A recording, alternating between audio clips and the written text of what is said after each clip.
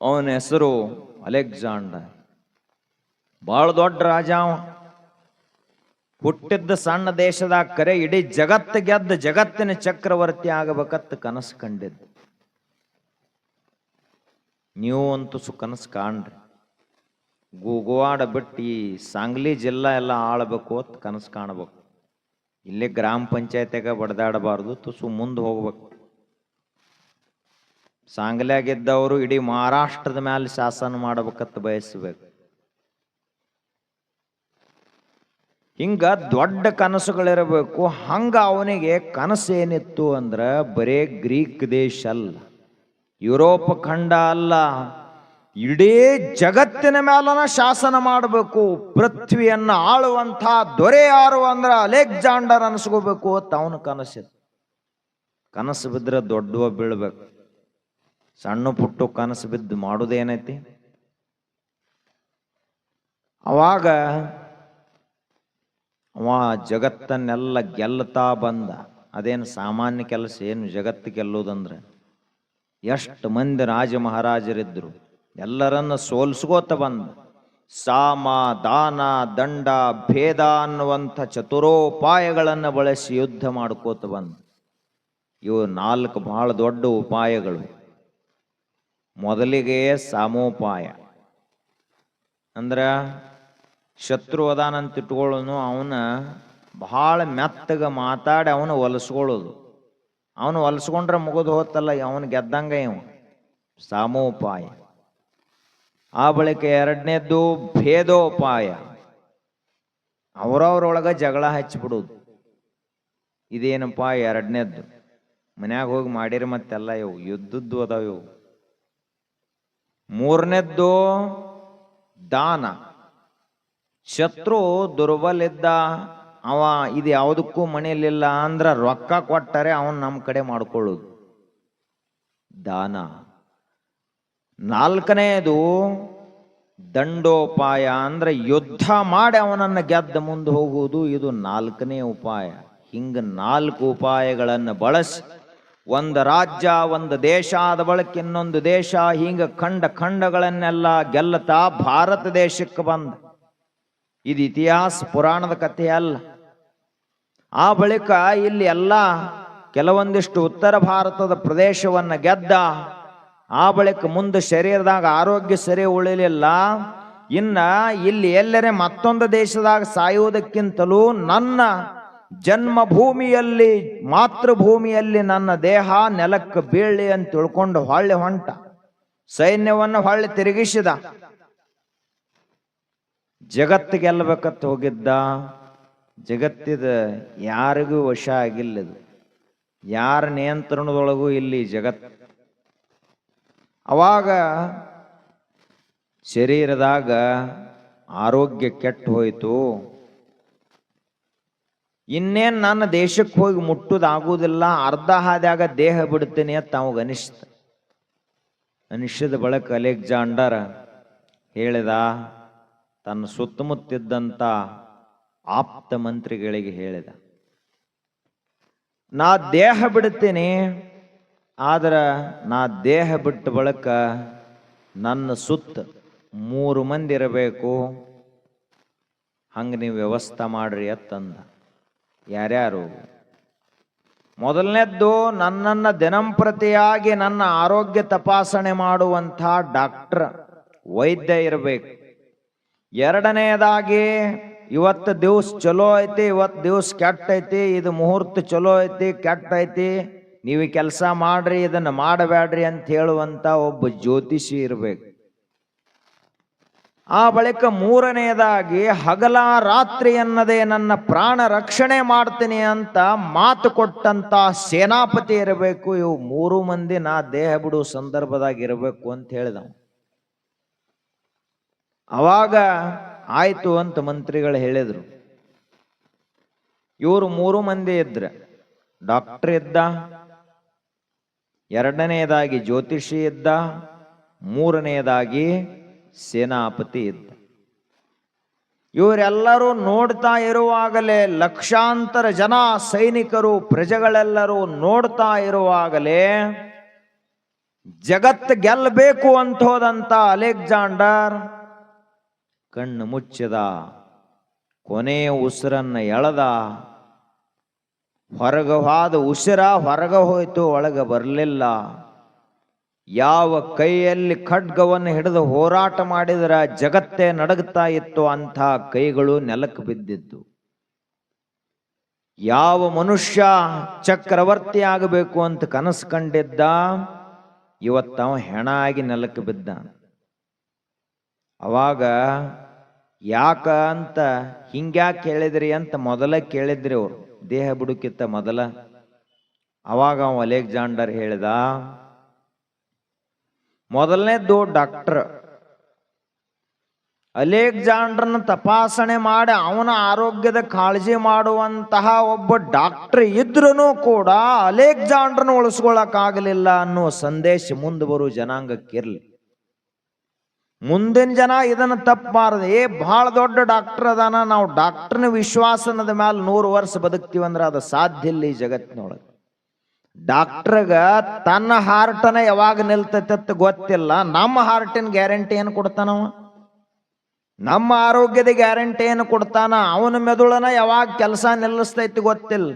ಅವನ ಉಸಿರು ಯಾವಾಗ ನಿಂತು ಹೋಗ್ತದ ಗೊತ್ತಿಲ್ಲ. ಅವನ ಶರೀರ ಯಾವಾಗ ಬಿದ್ದು ಹೋಗ್ತದ ಗೊತ್ತಿಲ್ಲ. ತಾನೇ ಸಾಯುವಂಥ ಡಾಕ್ಟರ್ ನಮ್ಮನ್ನೇನು ಚಿರಂಜೀವಿಯಾಗಿ ಇಡ್ತಾನ. ಇದು ಮೊದಲನೇ ಸಂದೇಶ. ಎರಡನೇದ್ದು ಜ್ಯೋತಿಷಿ. ಇವತ್ತು ದಿವಸ ಚಲೋ ಐತಿ, ಇವತ್ತು ದಿವಸ ಸುಮಾರು ಐತಿ, ಮೂರ್ತಿ ಚಲೋ ಐತಿ, ಮೂರ್ತಿ ಕೆಟ್ಟ ಐತಿ. ಈಗ ಪ್ರವಾಸಕ್ಕೆ ಹೋಗ್ರಿ, ಈಗ ಬಿಡ್ರಿ. ಈಗ ಯುದ್ಧ ಮಾಡ್ರಿ, ಈಗ ಬಿಡ್ರಿ. ಇದನ್ನೆಲ್ಲ ಹೇಳುವಂಥ ಒಬ್ಬ ಜ್ಯೋತಿಷಿ ಇದ್ದರೂ ಕೂಡ ಒಬ್ಬ ಅಲೆಕ್ಸಾಂಡರ್ ಸಾಯುವಂಥ ಸಂದರ್ಭದಲ್ಲಿ ಅವನನ್ನ ಸಾವಿನ ದವಡೆಯಿಂದ ಹೊರಗೆ ತರ್ಲಾಕಾಗ್ಲಿಲ್ಲಲ್ಲ ಒಬ್ಬ ಜ್ಯೋತಿಷಿಗೆ. ಆದ್ದರಿಂದ ಜ್ಯೋತಿಷಿ ಇದ್ರೂ ಕೂಡ ಮೃತ್ಯುವನ್ನು ಗೆಲ್ಲಕ್ಕಾಗಲಿಲ್ಲ ಅನ್ನುವ ಸಂದೇಶ ಮುಂದೆ ಬರುವ ಜನಾಂಗಕ್ಕಿರ್ಲಿ.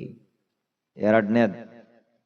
ಮೂರನೇದವ ಸೇನಾಪತಿ, ಪ್ರೊಟೆಕ್ಷನ್, ಭದ್ರತೆ.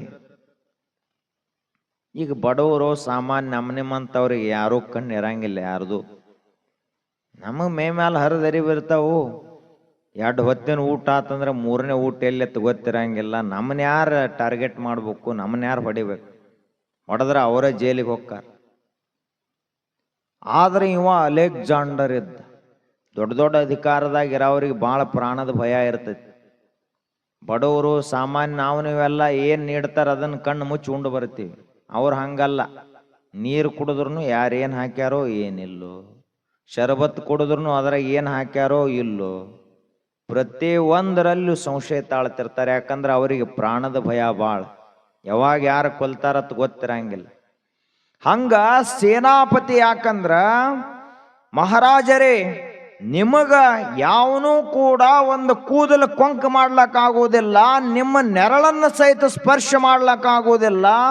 ಹಗಲಿರಲಿ ರಾತ್ರಿ ಇರಲಿ, ಉತ್ತರ ಧ್ರುವ ಇರಲಿ ದಕ್ಷಿಣ ಧ್ರುವ ಇರಲಿ, ನಮ್ಮ ದೇಶ ಇರಲಿ ಪರದೇಶ ಇರಲಿ, ಬೇಕಾದಂತ ಬಲಿಷ್ಠ ಶತ್ರುವೇ ಇರಲಿ, ಆ ಶತ್ರುವನ್ನ ಸೋಲಿಸಿ ನಿಮ್ಮನ್ನ ರಕ್ಷಣಾ ಮಾಡ್ತೀನಿ ಅಂಥೇಳಿ ನನ್ನ ಪ್ರಾಣದ ಜವಾಬ್ದಾರಿಯನ್ನು ತಗೊಂಡಂತ ಸೇನಾಪತಿ ಇದ್ರೂ ಕೂಡ ಇವತ್ತ ಹೊರಗಿನವ್ರು ಯಾರೋ ನನಗೆ ಕೈ ಹಚ್ಚದೇ ಇದ್ರೆ ಏನಾಯ್ತು, ಯಮಧರ್ಮ ಬಂದ ನನಗೆ ಕೈ ಹಚ್ಚಾನ. ಯಮಧರ್ಮನಿಂದ ಉಳಿಸ್ಕೊಳಕ ಸೇನಾಪತಿಗಾಗಲಿಲ್ಲ.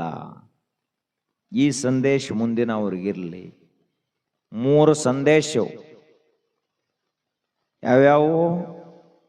ಮೊದಲನೇದಾಗಿ ಒಬ್ಬ ಡಾಕ್ಟರ್ ನಮ್ಮನ್ನು ಉಳಿಸ್ತಾನೇನು?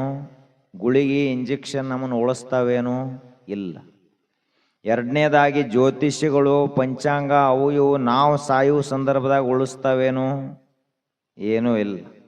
ಮೂರನೇದ್ದು ಸೇನಾಪತಿ, ಅವರೇ ನಮ್ಮನ್ನು ಉಳಿಸ್ತಾನನು? ಇಲ್ಲ. ಹಾಗಾದ್ರ ನಮ್ಮನ್ನು ಉಳಿಸೋದು ಯಾವುದು ಅಂತ ಕೇಳಿದ್ರ ಸಾಯುವುದೇ ಈ ಜಗತ್ತಿನೊಳಗೆ. ಸಾಯುವುದನ್ನು ಯಾರು ತಡ್ಲಕ್ಕಾಗುವುದಿಲ್ಲ. ಶರೀರ ಇದು ಹುಟ್ಟೇತಿ ಅಂದ ಬಳಿಕ ಸಾಯಲೇಬೇಕು. ಇದನ್ನು ಯಾವನೂ ಸಾಯಲಾರ್ದಂಗೆ ಮಾಡ್ಲಕ್ಕ ಆಗುವುದಿಲ್ಲ. ಅಂಥ ಔಷಧಿನ ಈ ಜಗತ್ತಿನಾಗಿಲ್ಲ.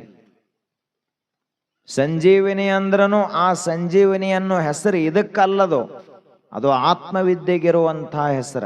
ಸಂಜೀವಿನಿ ಕಡ್ಡೆ ಅಂತಾರಲ್ಲ, ಸಂಜೀವಿನಿ ಕಡ್ಡೆ ಅಂದ್ರೆ ಇದು ಭೌತಿಕ ಕಡ್ಡೆ ಅಲ್ಲದು. ಇದು ಸಾಯುವುದೇ ಶರೀರಕ್ಕೆ ಸಾವದ. ಆದ್ದರಿಂದ ಈ ಜಗತ್ನ್ಯಾಗ ಉಳಿಯುವುದರೆ ಯಾವುದಪ್ಪ, ಇದನ್ನ ನಾವು ವಿಚಾರ ಮಾಡ್ತಾ ಇದ್ದೀವಿ. ಯಾವುದು ಉಳಿತೈತಿ? ಮಹಾತ್ಮರು ತಿಳಿದವ್ರು ಹೇಳ್ತಾರ, ಇದು ಯಾವುದೂ ಉಳಿಯಂಗಿಲ್ಲ. ಇದನ್ನು ಮೊದಲು ಗಟ್ಟಿಯಾಗಿ ನೆನಪಿಟ್ಟುವ. ನೀವು ಎಲ್ಲ ಸ್ಮಶಾನಕ್ಕೆ ಹೋದಾಗ ಮಾತಾಡ್ತೀರಿ, ಏನಪ್ಪ ಎಂಥ ಗಳಿಸಿಟ್ಟಿದ್ದ, ಯಾವುದೂ ಅವನು ಹಿಡಿದು ಬದುಕಿಸ್ಲಿಲ್ಲ ಅಂತ ಮಾತಾಡ್ತೀರಿ. ಮಹಾತ್ಮರು ಹೇಳೋದು ಇದ ಮಾತ. ಆದ್ರೆ ನೀವು ಸ್ಮಶಾನದಾಗ ಏನು ಮಾತಾಡಿರ್ತಿರ್ಲ ಅದನ್ನು ಮನೆಗೆ ಬರೋ ತಕ್ಕ ನೆನಪಿಟ್ಟುಕೊಂಡಿರಂಗಿಲ್ಲ. ಮನೆಗೆ ಬಂದು ಒಮ್ಮೆ ಜಳಕ ಮಾಡಿ ಹೊಳ್ಳಿ ಊಟ ಆತಂದ್ರೆ ಮುಗಿದು ಹೊತ್ತು ಮತ್ತೆ ಮರ್ತ ಬಿಡುತ್ತೆ. ಮುಂದೆ ನಾವು ಸತ್ತಾಗೂ ಇದ ಮಾತಾಡ್ತೀರಿ, ಸಾಯೋ ತಕ ಇದನ್ನ ಮಾತಾಡಿದ್ರು ಕೂಡ ಇದೇ ತತ್ವಜ್ಞಾನ ಅಂತ ನಮಗೆ ಗೊತ್ತಾಗ್ಲಿಲ್ಲ. ಯಾವುದೂ ಉಳಿಯಂಗಿಲ್ಲಪ್ಪ, ಯಾವುದೂ ನಮ್ಮ ಜೊತೆ ಬರಂಗಿಲ್ಲ. ಬರ್ತತೇನ್? ಯಾವುದೂ ಬರಂಗಿಲ್ಲ. ಅದಕ್ಕ ಉಳಿಯುವುದು ಯಾವುದು? ಹಾಗಾದ್ರ ಇದು ಯಾವುದೂ ಉಳಿಯಂಗಿಲ್ಲ ಅಂತ ಹೇಳಿದ್ರಿ. ಶರೀರ ಉಳಿಯಂಗಿಲ್ಲ, ಹೊರಗಿನ ಸಂಪತ್ತು ಉಳಿಯಂಗಿಲ್ಲ, ಮಂದಿ ಮಕ್ಕಳು ಉಳಿಯಂಗಿಲ್ಲ, ಬೀಗರು ಉಳಿಯಂಗಿಲ್ಲ, ಯಾರು ಉಳಿಯಂಗಿಲ್ಲ. ಹಂಗಾದ್ರೆ ಉಳಿಯುವುದ್ರೆ ಏನು? ಉಳಿಯುವುದು ನಮ್ಮ ಒಳಗ ಐತಿ. ಅದು ನಮ್ಮಿಂದ ಬ್ಯಾರೆ ಇಲ್ಲ, ನಮ್ಮ ಆತ್ಮ ಸ್ವರೂಪವೇ ಅದ. ಅದಕ್ಕೆ ಸಾವಿಲ್ಲ, ಶರೀರಕ್ಕೆ ಸಾವೈತಿ. ನಾವೇನ್ ತಿಳ್ಕೊಂಡದೀವಿ? ಸಾಯ್ತೀವಿ ಅಂದ್ರ ನಾವ ಸತ್ತು ಹೊಕ್ಕಿವಿ ಅಂತ ತಿಳ್ಕೊಂಡದೀವಿ. ಅದು ತಪ್ಪ. ನಾವು ಸಾಯಂಗಿಲ್ಲ, ನಮ್ಮ ಒಂದು ರೂಪವಾದ ಶರೀರ ಸಾಯ್ತೈತಿ. ನಮ್ಮ ಒಳಗಿರುವಂತ ಚೈತನ್ಯ ಹಂಗ ಉಳಿತದ. ಸಾಯುವುದು ಯಾವುದು? ಶರೀರ. ಆತ್ಮಜ್ಞಾನಿಗಳ ತ್ಯಾರಿ ಕರೀತಾರ, ಸಾಯುವಂಥ ಶರೀರವನ್ನ ಸಾಕ್ಷಿ ದೃಷ್ಟಿಯಿಂದ ನೋಡ್ಕೋತಾರ ಇರ್ತಾರಲ್ಲ ಅವರಿಗೆ ಆತ್ಮಜ್ಞಾನಿಗಳು ಅಂತ ಕರೀತಾರೆ. ಇವ ಸಾಯ್ತೀನಿ ಅಂತ ಗೊತ್ತಾಯ್ತು ಅಂದ್ರ ಅಳ್ಳಕ್ ಚಾಲೂ ಮಾಡ್ತಾನ. ಇಂಥ ಮನುಷ್ಯ ಅಜರಾಮರ ಅಲ್ಲಿವ. ಆದ್ದರಿಂದ ನಾವು ಇದನ್ನೆಲ್ಲ ತಿಳ್ಕೋಬೇಕಂದ್ರೆ ಮುಂದೇನು ಮಾಡಬೇಕು? ಯಾರು ತಿಳಿದವ್ರದಾರಲ್ಲ ಅವರ ಸಮೀಪ ಇರ್ಲಾಕ್ ಕಲಿಬೇಕು. ಅವರ ಸಂಘ ಮಾಡಬೇಕು. ಅವರ ಸಾನ್ನಿಧ್ಯದಲ್ಲಿ ಇದ್ದೀವಿ ಅಂದ್ರೆ ನಾವು ಅಷ್ಟು ತಿಳ್ಕೊತೀವಿ. ಕುಡುಕರ ಸಂಘ ಮಾಡಿದ ಮನುಷ್ಯ ಕುಡುಕನಾಗ್ತಾನೆ. ರೊಕ್ಕ ಗಳಿಸೋರ ಸಂಘ ಮಾಡಿದ ಮನುಷ್ಯ ರೊಕ್ಕ ಗಳಿಸ್ತಾನೆ. ದುಡ್ಯಾವ್ರ ಸಂಘ ಮಾಡಿದ ಮನುಷ್ಯ ಆಲಸಿ ಇದ್ರು ದುಡ್ಲಕ್ ಹಸ್ತತೆ. ಅದು ವಾಚಾಳಿಗಳ ಸಂಘವನ್ನು ಮಾಡಿದಂಥ ಮನುಷ್ಯ ಭಯಬಡಕಾಗ್ತಾನೆ. ಆದ್ದರಿಂದ ನಾವು ಯಾರ ಸಂಘ ಮಾಡ್ತೀವಲ್ಲ ಜಗತ್ತಿನೊಳಗ, ಯಾರ ದೋಸ್ತಿ ಇರ್ತೈತಿ, ಯಾರ ಜೊತೆಗಿರ್ತೀವಲ್ಲ ಹಂಗ ತಯಾರಾಗ್ತೀವಿ. ಹಾಗಾದ್ರ ಆತ್ಮಜ್ಞಾನಿ ಆಗಬೇಕಂದ್ರೆ ಏನು ಮಾಡಬೇಕು? ಯಾರ ಆತ್ಮಜ್ಞಾನಿಗಳದಾರಲ್ಲ ಅವ್ರ ಸಂಘ ಮಾಡಬೇಕು. ಯಾರು ಈಗಾಗಲೇ ಬಲ್ಲವರದಾರಲ್ಲ, ಸಾಧು ಸತ್ಪುರುಷರು, ಸಂತ ಮಹಾತ್ಮರು, ತ್ಯಾಗಿಗಳು, ಯೋಗಿಗಳು, ಮನೀಷಿಗಳು, ತತ್ವಜ್ಞಾನಿಗಳು, ಋಷಿ ಮುನಿಗಳು, ಶರಣರದಾರಲ್ಲ ಅಂಥವ್ರ ಸಂಘ ಮಾಡ್ಲಾಕ ಕಲಿಬೇಕು.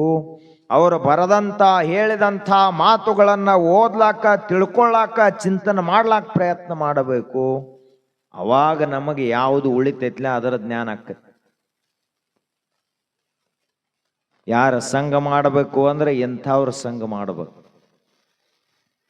ಆದ್ರೆ ನಮ್ಮ ಹಣೆಯ ಬರಹ, ನಮ್ಮ ಬುದ್ಧಿ, ನಮ್ಮ ಮನಸ್ಸು ಹೆಂಗೈತಿ ಅಂದ್ರೆ ಇವ್ರ ಕಡೆ ಹೋಗಂಗಿಲ್ಲ. ನಮ್ಮ ಮನಸ್ಸು ಬಹಳ ಬೇಗನೆ ನಾವು ಯಾಕಡೆ ಆಕರ್ಷಿತ ಆಗ್ತೀವಿ?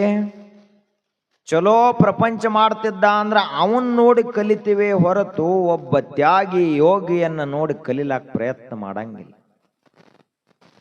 ಇದು ಯಾವುದೂ ಉಳಿಯುವುದಿಲ್ಲ ಅಂತ ಗೊತ್ತಿದ್ರು ಕೂಡ ಅದನ್ನ ಬಿಡ್ಲಾಕವಲ್ಲ ತಾನ ಮನುಷ್ಯ. ಇದೇ ಆಶ್ಚರ್ಯ ಈ ಜಗತ್ತಿನೊಳಗೆ. ಆದ್ದರಿಂದ ಉಳಿಯುವ ವಸ್ತುವನ್ನು ತಿಳಿಬೇಕಾದ್ರ ತಿಳಿದವರ ಸಂಘ ಮಾಡಬೇಕು. ಅರಿಯದವರೊಡನೆ ಸಂಗವ ಮಾಡಿದಡೆ ಕಲ್ಲು ಹೊಯ್ದು ಕಿಡಿಯ ತೆಗೆದುಕೊಂಬಂತೆ.